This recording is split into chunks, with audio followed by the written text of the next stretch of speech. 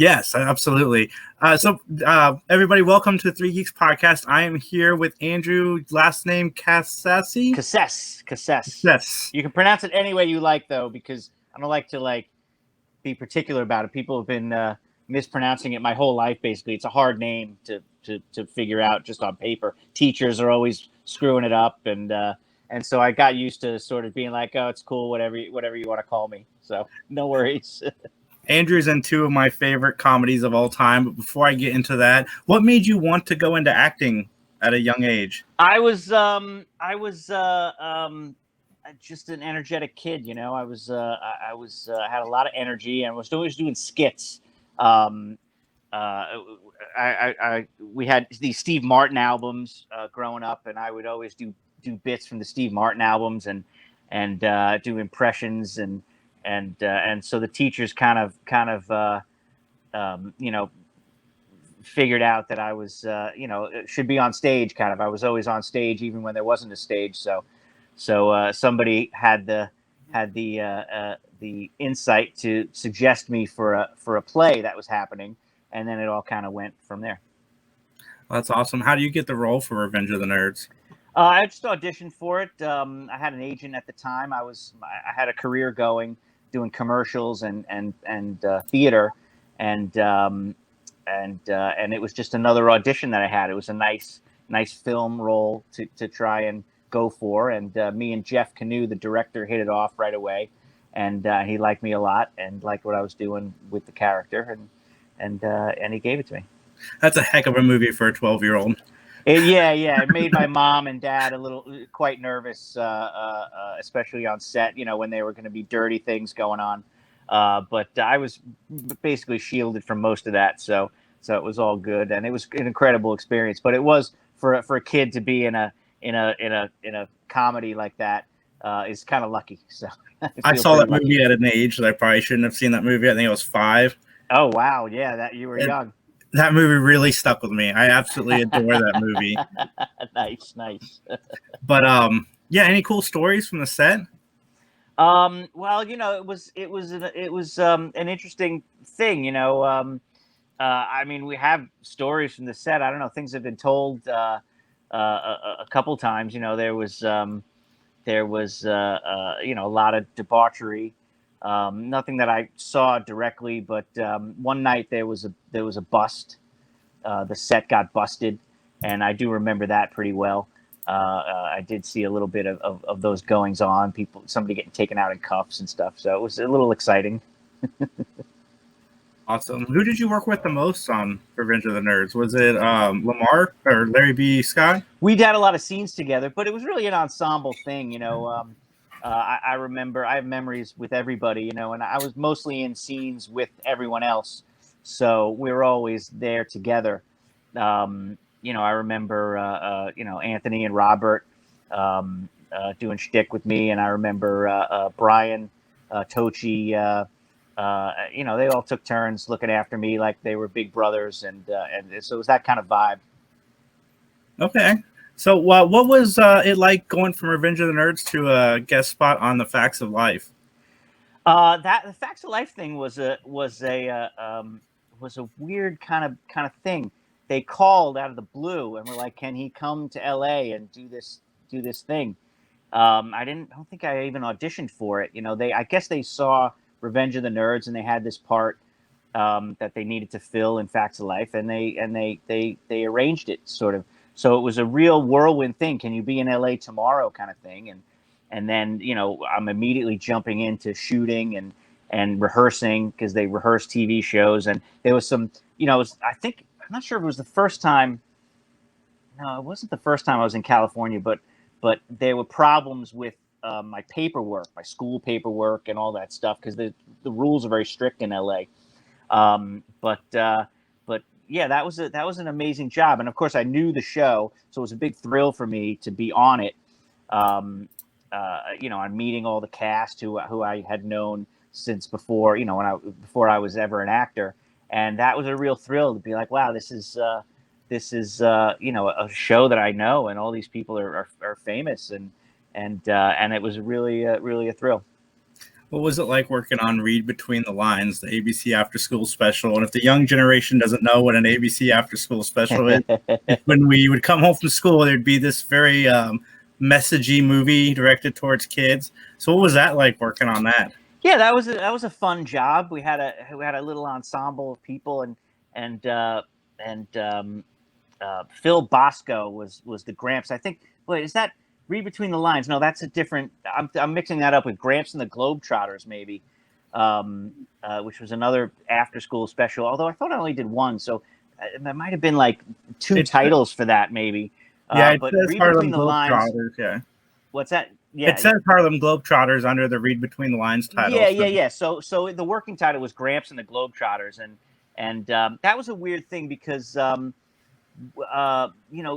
much of it was animated, and I didn't really know. We didn't really know like how much of it was gonna be done, and the amount of actual filming we did was very light, and it was kind of hard to keep track of what was going on. Because I'd read the script, and then I guess when I read it, I didn't really get that it was all going to be animated, or most of it was going to be animated, or a large portion of it anyway. But that was a lot of fun to work on, and to do the voiceover for it and stuff like that. I like working doing voiceovers and doing that kind of thing. It's a lot of fun working in those studios, and it's a little looser environment. So it was fun. Awesome. And then, of course, you went on to Revenge of the Nerds 2, which I love Nerds 2. I think it's just as funny as the first one. I certainly love it, and it was certainly a memorable experience. We were in Florida for it, spring break, and it was a little more, and I was a little older, so a little more accessible of an experience for me, I think, from that standpoint. Did you get to partake in more of the craziness behind the scenes? Yeah, there was a lot of craziness going on behind the scenes. A lot of girls around, a lot of extras, and swimsuits and tans, and it was it was fun. Yeah, you should have been part of the Lamar rap in the second movie as well. Well, I'm in the background scratching. Yeah. Oh, yeah. That's right. That's right. We're all doing our thing, but we that was a long night of shooting. And we were doing a little entertaining of the crowd throughout the night, just to keep everybody fresh and to make, because Larry standing up there on stage and waiting a lot, and the crowd's waiting, and the extras are waiting, and everybody's waiting for this or that, because that's how movies are made. And so it inevitably turned into a lot of impromptu entertaining going on, and so that was fun. But it was late nights doing those things. Any fun stories for that one behind the scenes? Well, there's a story out there about some of the guys setting me up with a nice young lady, and leaving the room and letting whatever happens, and that was certainly a memorable experience. I don't give too many details away. I don't kiss and tell, but that was definitely a memorable experience. I made that shoot certainly very memorable for me. I heard interviews with the other guys. They said during the second movie they all stepped up as your wingman because you were a better age than in the first one. Yeah, there was some wingmanning going on for sure. That's pretty cool. So what have you done since acting? Well, I still act. I do just nothing as big as Nerds ever was. Certainly nothing as well known, but I show up in commercials once in a while and do voiceovers and things like that, and the occasional theatrical project. But I have otherwise a regular life with a regular job and an apartment in Brooklyn, and living my life. That's awesome. So you're in Brooklyn. Yeah. How is the COVID situation there? It's everybody's masked up, but things seem to be loosening up a little bit.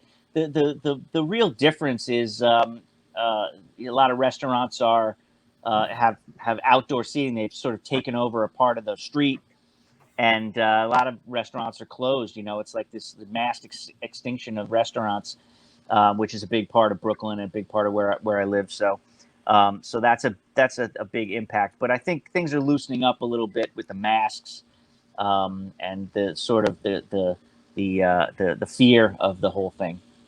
Okay.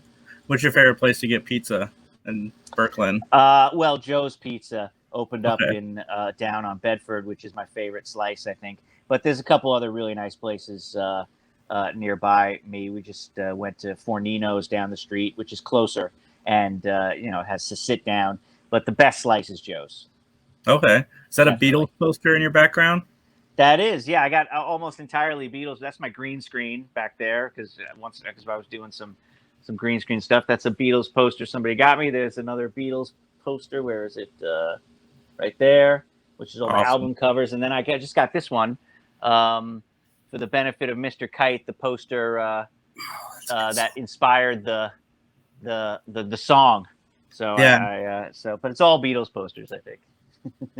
I gotta ask you, is there a reason you didn't come back for the third Nerds movie? I don't know. I think I was kind of off the radar at the time. I was, going to college, and they were a low budget. That was a lower budget production. Yeah. That I think they didn't have the money to fly me out or do whatever. I'm not even sure if Wormser was really in it. And then somebody thought, oh, we should have him at the end. So they just grabbed that guy. God, what's his name? I can't remember his name. I just met him at an autograph signing at a convention, and so we have a picture together. He's a cool guy. Awesome, man. When these cons start back up, I'll have to check you out at one of the autograph signings. Yeah, the cons are certainly not happening with all the COVID thing going on.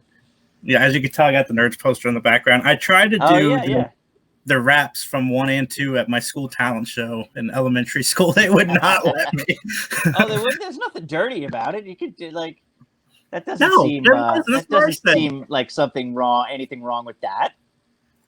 I fought really hard to make it happen. Oh, that's too bad. That's too bad. Larry's very particular about it too, because not everybody knows. Everybody thinks they know the rap, but there's always a couple lines that people miss. So he's always testing. So if you ever see Larry, you let him know, the whole thing. You got it all down. Awesome. Well, thank you so much for coming on and talking to me for a little bit. Yeah, you bet. Thanks for having me on. As soon as these cons start, you can bet I'll be there to get an autograph from you, because I need to get that poster full of all the guys. Bring it on down. You better believe it. We'll sign it up. Awesome, man. Again, thank you so much for coming on. I'm glad we got to make it. Thanks for having me. It's nice talking to you. Nice reliving the whole memory lane. Where can everybody find you online?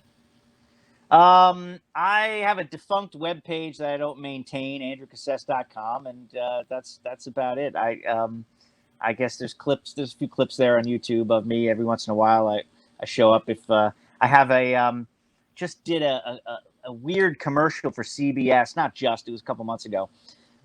It was about the origin of fantasy football. And we all dressed up like we were in the 60s and did this whole origin of fantasy football. It was like a 10-minute commercial for CBS that ran once, which you don't love. You want your commercials to run all the time, but then it has a life on YouTube, so you can look it up on YouTube. I play the guy who gets the first ever fantasy draft pick, which is apparently a real story, and he makes the worst pick ever. So I certainly don't win the league, to say the least. Well, again, thank you so much, and from everybody at 3 Geeks, thank you guys for listening, watching. Leave a comment below, and have a great day. Take it easy.